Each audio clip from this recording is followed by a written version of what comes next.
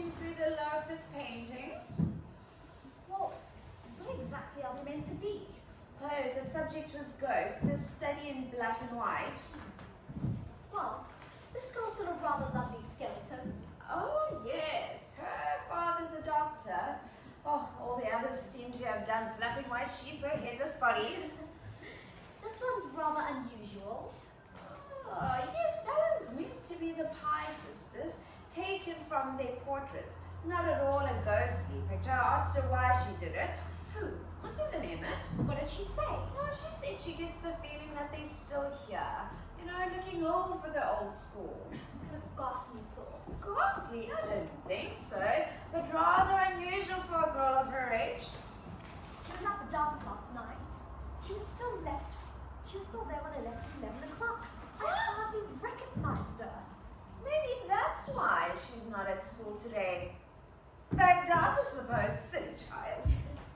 Podger was there too. He danced with her several times. Ooh, fancy. And how many times did he dance with you? Not once. I was bitterly disappointed.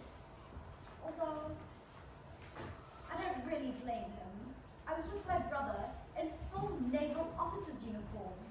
He was quite terrifying. Miss Thorpe, Podger isn't in today either.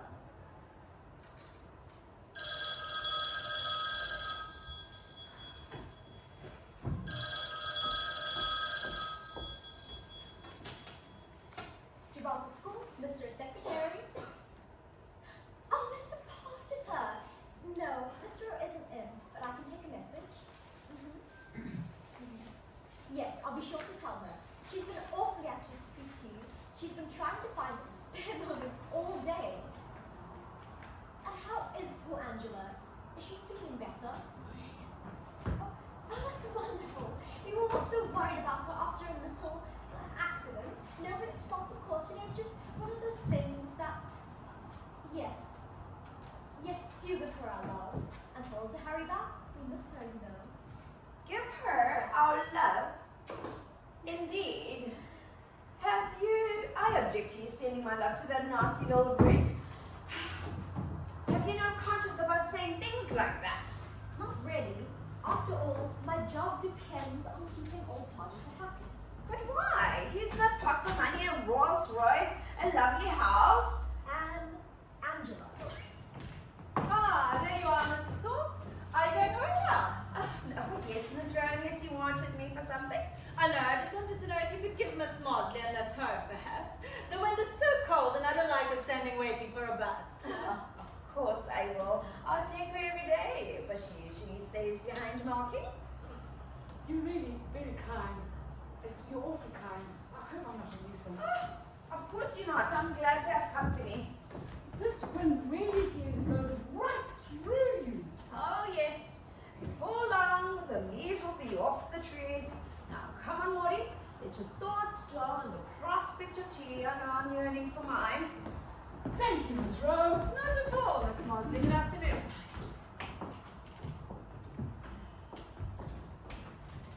Have you finished the typing yet, Sally? Just a few more lines, Miss Rowe. Okay, you can finish it before you go. Yes, Miss Rowe. Oh, Alderman Person called. He wanted to speak with you. Oh, you'll have to wait, I'm afraid. Has anyone seen my fountain pen? No, Miss Rowe. You usually leave it on the table. Yes, perhaps it is foolish of me to leave a valuable pen lying around. When did you have it last? I don't know. Yesterday, perhaps. Well, is it very valuable? Indeed it is. The cap is of pure gold. Has it a black line and a black holder? Yes. Have you seen it? I've seen something just like it in Susan Emmett's desk. Susan Emmett again! I don't believe it. And what were you doing in her desk? Well, the girl happened to be absent and I needed her exercise book. Well, it was probably her own pen with a pure gold cap. Most unlikely. Well, maybe it was a cheap metal one that looked like gold at first glance. Well, there's only one certain way to find out. We'll go and see. Very well. I shall come too. Please do, Miss Cox. Since you have such faith in the girl, nothing nothing will convince you but the evidence of your own eyes. Come along, Miss Danvers.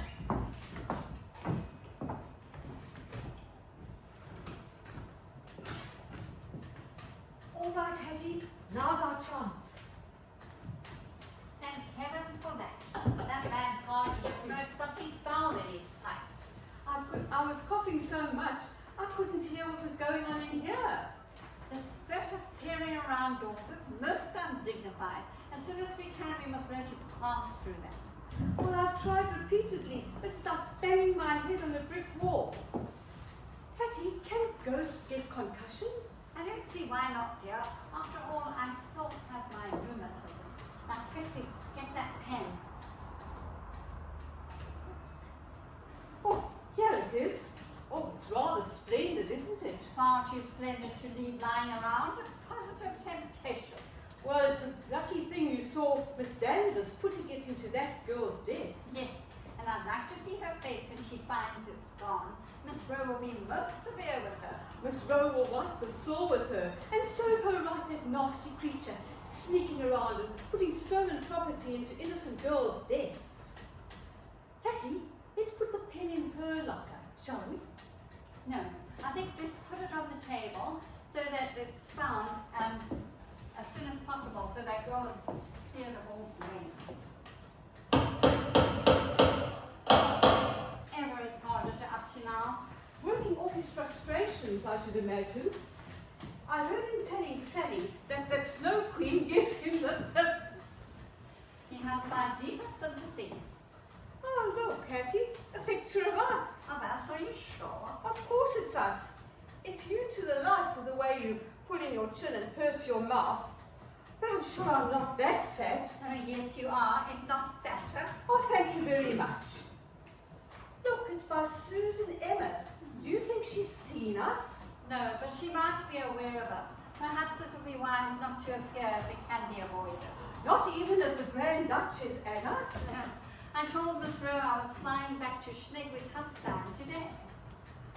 Hattie, I'm a bit worried about the Grand Duchess.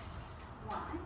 Well, she was a wonderful invention on the spur of the moment and caused Miss Rowe to get rid of all sorts of disagreeable things and kept her honey sweet to dear Maudie ever since. But, well, she isn't true. Well, of course she isn't true. But doesn't the end justify the means? Yes, but what I meant is that Princess Brunhilde isn't true either, so she can never come and attend the school. And if she turns out to be false, poor Maudie's life will be made unbearable, and we will have made things worse instead of better. I think I can handle that. All I have to do is write Miss Rowe a letter. I must find some crested notepaper telling her that unfortunately Princess Brunhilde has gone into a convent, but at the same time promising her some other royal child who's not yet old enough to leave home, but will be coming to Gibralter School in a few years' time. Oh, and that will keep her sweet until Maudie retires, and then it won't matter anymore. Precisely. Well, I really ought to apologise. How can nothing of the sort? The pen was there, I tell you. Well, it isn't there now, but I, for one, don't believe it ever was. I don't suffer from optical illusions.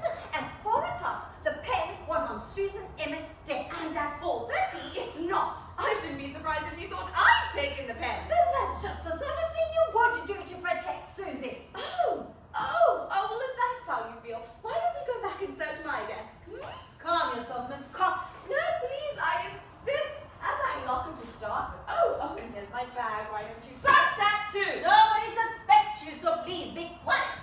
The whole affair has been most regrettable. It certainly has. I must warn my girls in future not to buy pens that look like the headmistresses. Please don't be sarcastic. I would appreciate if you and Sally would go home now. I want a few words with Miss Danvers. I'm looking forward to that. Surely they'll see the pen in a moment. They're too excited to see straight. Well, I have some marking to do, and I will do it in my classroom. I've finished typing, Miss Rowe. Thank you, Sally. Good afternoon. Good afternoon, Miss Rowe. Oh no, she's covered up the pen. Now what do we do? Nothing, listen. Well, Miss Danvers? Miss Rowe, I can't understand it. I put the pen in myself straight after school.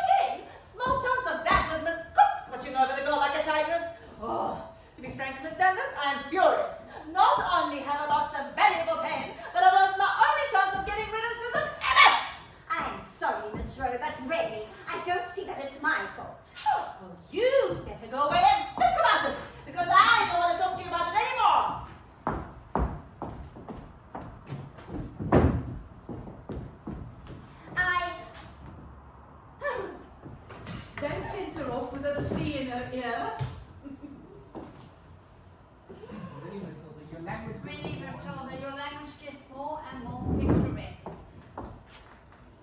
However, things have turned out Everything has very settled nice. very nicely.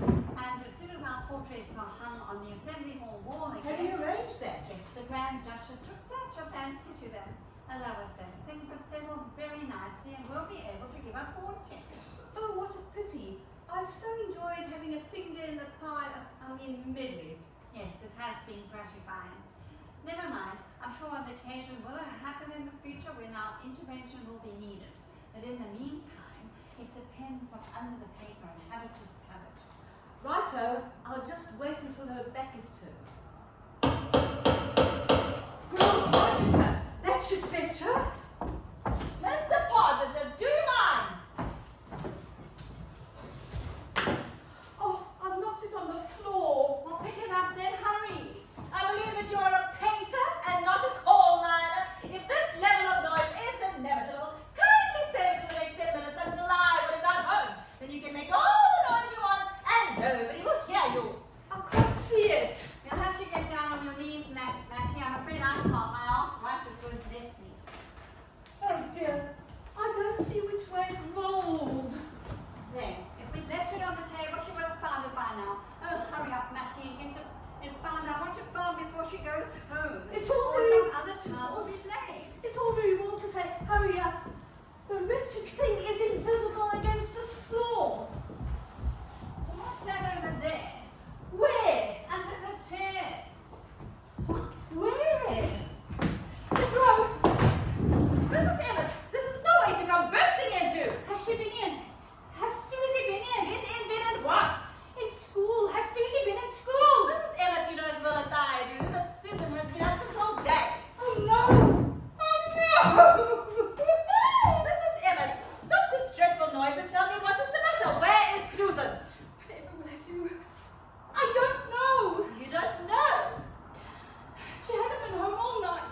Susan did not come home last night. My dear woman, surely you don't mean to say. I haven't seen her since the dance. But didn't she come home with you? No, I went home with my boyfriend, Ernie. And I left her to come in home later by herself. I meant to stay up. I didn't mean to go to sleep, but I never heard her come in and... I just went out like a Sorry, light. I just went out like a light. Well, when in this morning when you saw that she wasn't at home, I thought that she'd gone over to my brother's place. She often does that when she misses the bus. but didn't you ring up your brother? I hadn't the time. I was late for work and I was so sure she had gone there. And then after work I ran into Bert and he said he hadn't seen her since the hitchhike. The hitchhiker. It's a type of dance. I dashed her home and she wasn't there.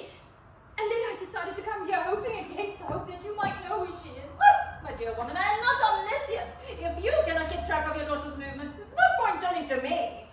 You're so cruel. I'm so upset. I can't think straight. Well, you better pull yourself together. Something has got to be done. It's obvious that something has happened to the girl. I know. She's been murdered and assaulted. Or both. There's no point in letting your imagination run riot. No. I'm a bad mother, that's what I am. Leaving a girl like her to go out to dances like that and letting her come home by herself. I should have never let that happen. I will never do it again. I deserve to be punished. I'm a bad, wicked woman. And her father will kill me if he finds out. Maybe she's with her father. Surely that's the obvious solution. Oh, no. He's at sea. He's the commander of a P&O liner. She's not with him then. No. She's lying unconscious in an alleyway somewhere. Some razor gang has slashed her up, and she's lying there and she's bleeding and mutilated. Stop it, Mrs. Emmett! Your daughter is obviously in trouble because you chose to ignore my warning and you let her behave in a brazen and adult fashion, which was bound to lead to disaster.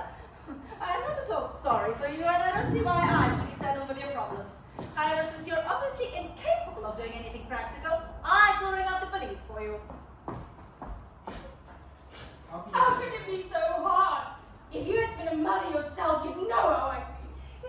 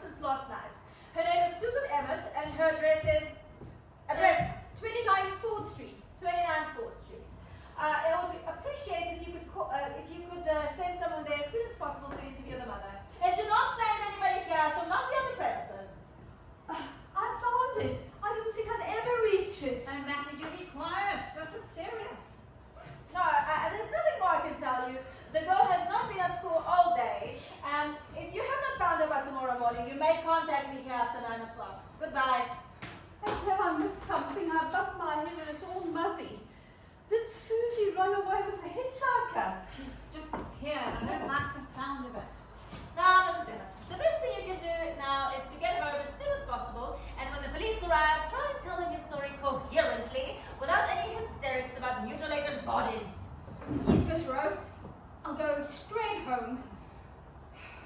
I wish I didn't feel so crampy. I just wish I didn't feel so crampy.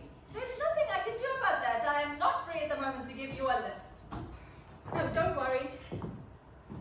I'm sure Bert will come and collect me with his van. He knew I was coming here. Excuse me, Miss Rowe. There's someone waiting downstairs for Mrs. Emmett.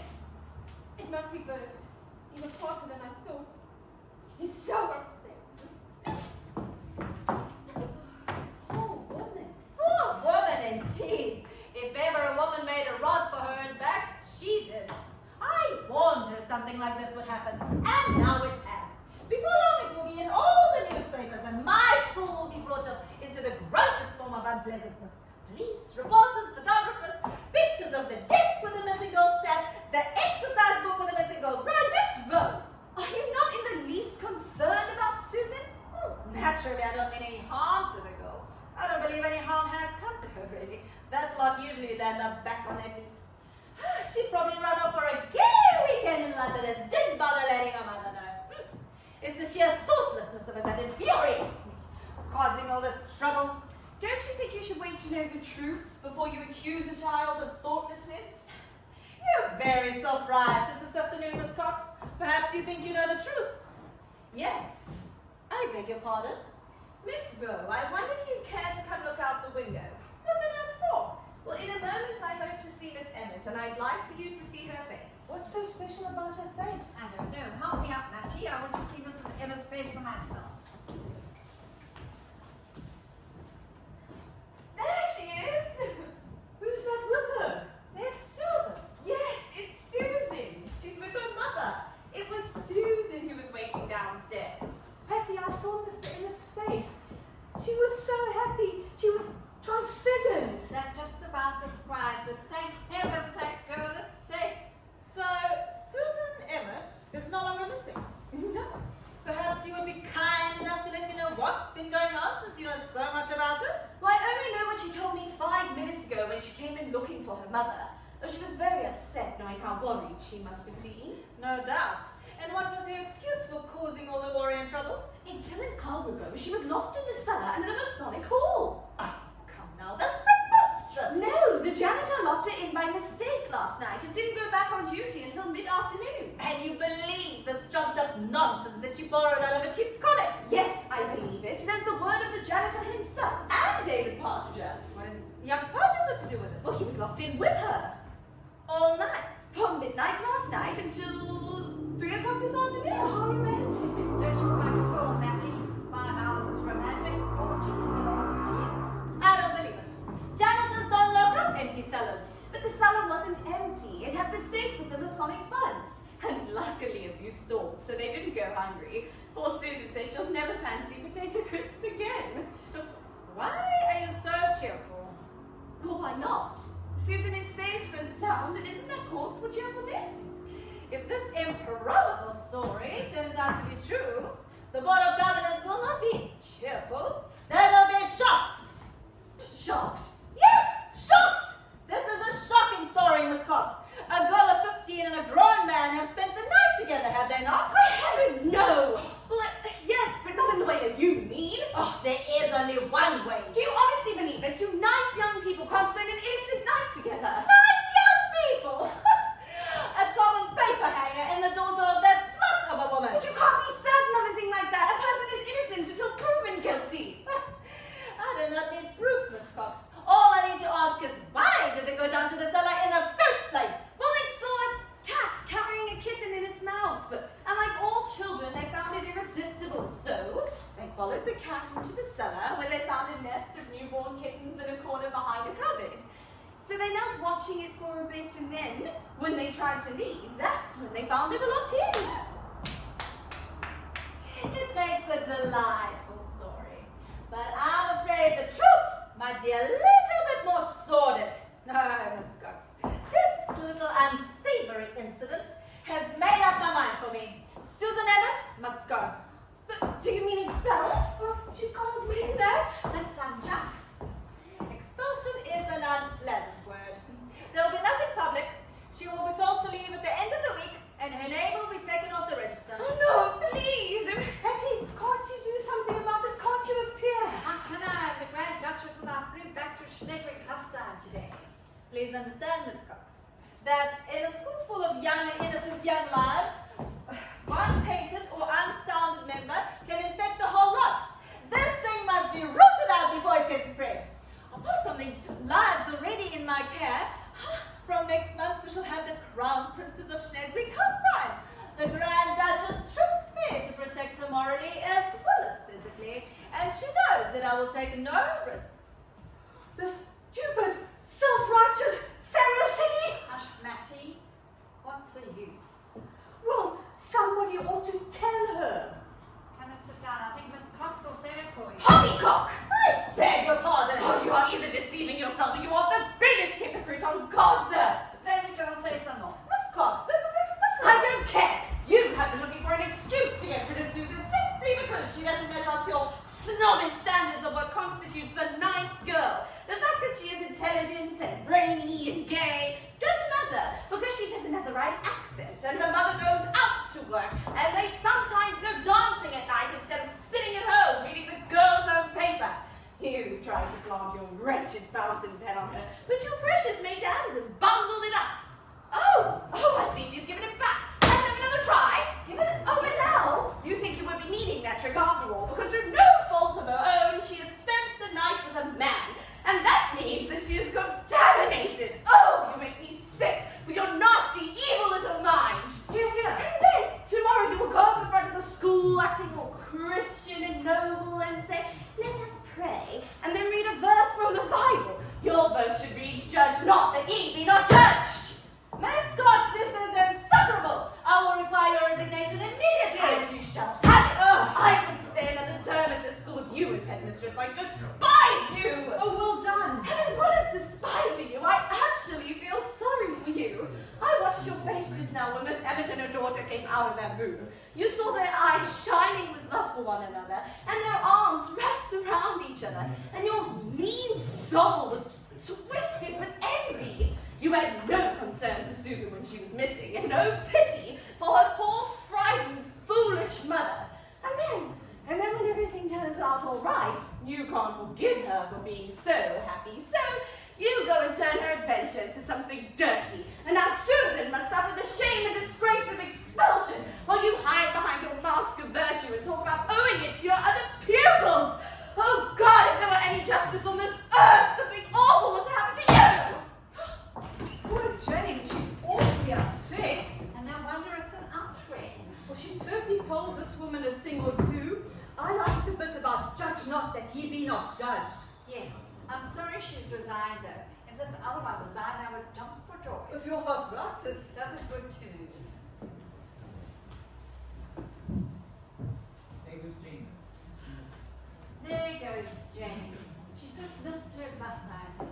Oh, what a shame. No, look. A friend of hers is giving her a lift. That's good. It's humiliating to be seen weeping on public transport. The other one isn't weeping, you observe. No, she's seething. Just look at her face. I bet she'd like to take it out on someone.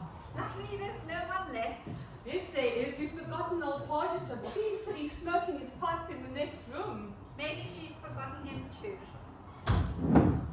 Oh no, there she goes. Poor old Pargeter. I knew she'd want to take her wrath out on someone. Mr. Pargeter. I don't suppose Mr. Pargeter even knows where his son spent the night. He won't be left in town for much longer. Oh, Hattie, I wish I could pass through the walls. I would love to watch this. Well, there's always the keyhole. Well, shall I? I don't see why not. I'll remove the key from the lock. Oh, yeah. Let's see. I can't see anything except the window. There's Pargeter's legs and his hand all streaked with paint. I can't see his Rowe, but she seems to be doing all the talking. Oh, there's Podger now. He's sitting on the window ledge and grinning. He's got a wonderful set of teeth for a man his age. National health, I expect. Oh, this is so uncomfortable, and I'm getting a creep in my neck. Oh. Mattie, do you think acting impulsively is always wrong? Well, I don't know. You always tell me to think twice before I act. Why? Well, I always guard against acting impulsively because I think it's a sure way of getting into trouble. But I've just acted very impulsively, and on reflection, I feel it might be for the good. Open this door! Open it at once! What did you do? I turned the key in the lock. You turned the key in the lock so they're locked in. Yes, dear, just like Susan Emmett and David Pargeter. Just like Susan. You're not going to keep them locked in all night. Why not? Wouldn't it be poetic justice? Oh, very poetic. The bite a bit, hoist with her own petard. What's a petard? Oh, Hattie, what a marvellous stroke. So you think I'm right in doing this? Yes, indeed. Let her see what it's like to be locked in. Let her see what it's like to spend the night with a common painter. Oh, Hattie, what a glorious joke. Mattie, this is not a joking matter. It's my earnest hope that some good will come of it. Oh, so you think that after experiencing what Susan experienced, she'll have some sympathy for Susie and not expel her after all? I think such is her dread of a scandal, with a bit of luck she might resign. Because, Mattie dear, I think we can rely on Pargeter not to keep his mouth shut. Watch out, she's trying the door. Open this door! Open it at once, whoever you are! Who do you think she thinks it is? She'll immediately suspect Jane, of course. I don't want Jane to be blamed. Is that you, Miss Cox? Undo this door and don't be so childish! She does think it's Jane. Don't worry, Jane's across town in her friend's car. She has the perfect alibi. I wonder what they're doing. I'll take another peek. Miss Rose opening the window and looking down. Pargeter is shaking his head and grinning. That man's sense of humour is going to be sorely tried in the next hour. I wonder if she'll order him to shin down the drain pipe. I don't think he values her honour more than his neck. It's a 30-foot drop. Is anyone there? I demand that you open this door. Oh, please do. I won't punish you, Miss Cox. I know why you have done this. But I won't expel Susan. I give you my word. Only please open this door, please! I wonder what she's doing. I hope she hasn't thrown herself out the window. Or maybe Pargeter can't take any more and he's... I can't see them. Oh, yes, I can. What is Miss Rose saying? Oh, no, surely not. Pargeter is petting her hand. What? Move over, Mattie. I want to see this for myself. Oh, my rheumatism. You're right. He is patting her hand. Maybe Miss Rose had a change of heart. Maybe there is a spark of humanity there after all. Oh, Hattie, how wonderful. I think things are settling very nicely. Maybe there is a soft spot in the hard road, and Pargeter being a widow might be just the spark she needs.